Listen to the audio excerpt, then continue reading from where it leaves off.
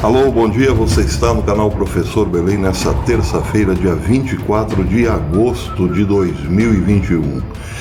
Em um artigo pra lá de interessante publicado hoje no American Thinker, assinado pela historiadora e escritora norte-americana Andrea Whitberg, nos faz pensar. Ela diz, nesse artigo, que os Estados Unidos, quando entram em guerra com vontade de vencer, é porque estão sendo governados por republicanos. Ela não diz exatamente nesses termos, mas é o que se depreende. Quando os republicanos estão no poder e os Estados Unidos entram em guerra, essas guerras geralmente são vencidas. Aconteceu isso no Vietnã, aconteceu isso no Iraque 2 vezes e aconteceu isso também no Afeganistão. Bem, acontece que logo em seguida à vitória vem o projeto de reconstrução do país invadido pelas tropas americanas. Só que acontece algo para pôr uma água fria na história, geralmente. É a vitória de um democrata. Os republicanos entregam o poder aos democratas e aí começa o problema do país invadido. Os democratas que não gostam de guerra, entre aspas, resolvem tirar as tropas do país vencido. E aí estabelece-se o caos. Os vencidos voltam ao poder com sangue nos olhos, como aconteceu agora no Afeganistão, e passam a perseguir a população civil indefesa. Cria-se o tumulto, cria-se o caos, a tragédia humanitária. Então os Estados Unidos começam a recolher essas pessoas atingidas pela tragédia humanitária. Só que aí surge outro problema. Entre aqueles que os Estados Unidos levam para o seu território estão os infiltrados. Aconteceu exatamente isso no Vietnã. Os Vietcongs, por exemplo, foram invadidos, foram dominados e depois, com a retirada das tropas por parte dos democratas, embarcam nos aviões para a América aqueles que lutaram contra os americanos. No Iraque, a mesma coisa. Quantos soldados de Saddam Hussein acabaram entrando em aviões para viver nos Estados Unidos, fugindo da guerra? Bem, no Afeganistão não é preciso dizer. Os voos superlotados que partem de Cabul em direção aos Estados Unidos estão levando, via de regra, homens jovens e fortes, bem fortes. Então acontece um inchaço na América. A inserção de uma nova cultura passa a ter privilégios dentro dos Estados Unidos. Foi assim, por exemplo, que começou a onda muçulmana no país.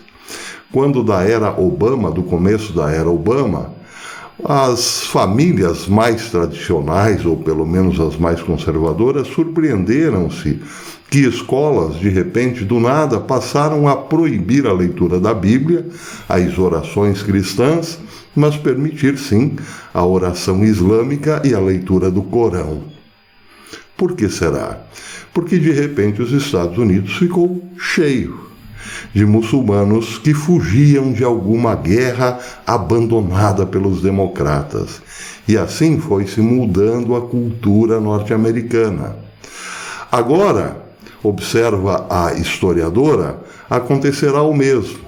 E ela cita 2 grupos minoritários nos Estados Unidos: os vários grupos LGBT e os judeus norte-americanos, quase sempre bem afinadinhos com as doutrinas democratas. Eles estão preocupados, grupos LGBT e judeus norte-americanos estão preocupadíssimos com esta grande migração de afegãos aos Estados Unidos. Serão milhares logo mais a ocupar cidades, a ocupar ruas, praças, templos e até mesmo a cultura. E por que judeus e LGBT estão preocupados? Porque, muito simples, se esses voos que levam afegãos para os Estados Unidos forem repletos de talibãs ou adeptos da cultura radical do Talibã, Logo mais, judeus e LGBT serão vítimas nos Estados Unidos, vítimas da intolerância. Não é preciso dizer que os talibãs ou os muçulmanos radicais não gostam dos judeus. E também não é preciso dizer que gostam ainda menos dos LGBT+. É bom lembrar que em muitos países um gay, quando é descoberto como gay, acaba sendo jogado do alto de um prédio. Os judeus norte-americanos, que estavam muito contentes com a vitória de Joe Biden, principalmente a colônia de Nova York, que é muito forte economicamente e tem veículos de comunicação que apoiaram Biden, já estão caindo na real. A ficha está caindo. Logo, seremos perseguidos dentro da América, ou melhor, mais perseguidos dentro da América. E os LGBT+, idem. Logo, eles poderão ser caçados dentro da América. Tudo isso, claro, tem um propósito. O propósito é encerrar de vez o cristianismo naquela nação. Para isso, é preciso inchar o país com outras culturas e outras religiões e outras intolerâncias. O mesmo aconteceu na Europa e deu super certo para a agenda globalista. Biden, a toque de caixa, está fazendo o mesmo na América. E ele tem prazo, tem tempo a cumprir. Por isso é que tudo se desmantelou de repente logo no primeiro ano de seu mandato. Pois é, mas coisas piores virão. A grande mídia ainda não acordou e não está fazendo coro àqueles que acordaram. Ela costuma dizer que, o problema do Afeganistão não tem saída mesmo. Só que é mentira. Teria saída sim. Mas a saída precisa esperar a volta de um presidente republicano. O que, convenhamos, será muito difícil, já que o aparelho, a máquina, está todinha dominada. Por falar em máquina dominada, os governadores, essa nota é interessante, os governadores queriam fazer uma bruta pressão em Bolsonaro, reuniram-se para articular uma ofensiva contra o presidente por esse ter pedido o impeachment de Alexandre de Moraes. Acontece, diz o jornalista Vitor Vieira, que houve um ponto fora da curva que fez os governadores recuarem.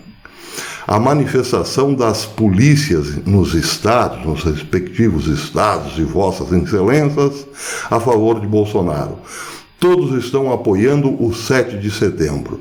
E isso levou medinho aos governadores, que agora, ao recuarem, imploram, pedem com urgência uma audiência, uma entrevista com o presidente Bolsonaro. Parece que nesse mundo tão dominado, ainda existe uma pequena luz no fim do túnel, chamada Brasil. Brasil verde e amarelo. Agora quero fazer um agradecimento muito especial aos amigos que colaboraram financeiramente com o canal nos últimos dias. A essas almas generosas, o meu muitíssimo obrigado. Eu estou aqui no canal há mais de 2 meses sem receber. Não do YouTube, é bom que se diga. O YouTube paga direitinho, manda o dinheiro lá dos Estados Unidos para uma casa de câmbio aqui. O problema é a Receita Federal, que por uma razão que eu ainda desconheço, tem me impedido de fazer a operação cambial. Assim, estamos aí há mais de 2 meses sem receber. Por isso, meu muito obrigado aos que colaboraram, aos que têm colaborado. Eu tenho o Pix, aqui vocês podem ver, está do lado da bandeira, aqui em cima, o meu Pix, também a conta do Bradesco, para quem quiser ajudar o canal. Estou tentando resolver o problema, mas confesso, está bastante difícil, principalmente porque eu não sei a razão de estar bloqueado na Receita Federal. E quero pedir aos amigos que deixem os seus likes e que se inscrevam no canal.